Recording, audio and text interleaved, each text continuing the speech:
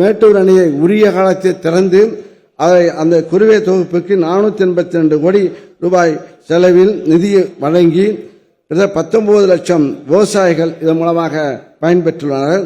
Delta மாவட்டங்களுக்கு இந்த ஆண்டு முதல் நெல் சாகுபடி சிறப்பு திட்டம் 115 கோடி ரூபாய் வழங்கப்பட்டது. இதனால் 3 லட்சம் ஏக்கர் கூடுதலாக கார் குறுவை சொர்ணாவரி பருவத்தில் சாகுபடி மேற்கொண்டது. ஆக இதுபோன்ற வளர்ச்சி இந்த வேளாண் நிதிநிலை அறிக்கை காரணத்தால் என்பதை மாண்புமிகு எதிர்க்கட்சி தலைவர் அவர்களுக்கு இந்த நேரத்தில் நான் தெரிவித்துக் கொள்கிறேன்.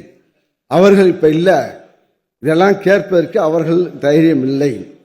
அத்தகைய தைரியம் இல்லாத காரணத்தால் தான் இந்த சட்டமன்றத்தை புறக்கணித்திருக்கிறார்கள்.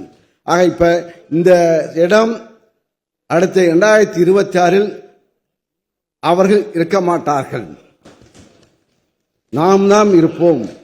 நம்முடைய முதலமைச்சர் நிதியமைச்சர் அவர்கள் படித்த சாதனை மக்களுக்கு சென்றிருக்கிறது. அந்த உடனுக்குடன் இன்னும் சொல்ல போனா எதிர்கட்சியில தான் நாங்கள் 10 ஆண்டு காலம் நாங்கள் வேலை எதிர்கட்சி அவ்வளவு வேலை செஞ்சோம்.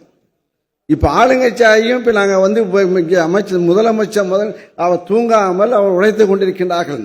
அதனால எல்லோரும் ஓடிக்கொண்டிருக்கும், எல்லோரும் பணியாற்றிய மக்களை நாங்கள் சந்தித்துக் கொண்டு மக்களுடைய பிரச்சனை உடனுக்குடன் தீர்த்து கொண்டிருக்கிறார்கள். ஆக அந்த சாதனை புரிந்த இங்கே நம்முடைய முதல்வருடைய ஆட்சி காலத்தில் விவசாயிகள் மகிழ்ச்சியாக இருக்கின்றார்கள். அந்த வேளாண் நிதி இங்கே நம்முடைய இந்த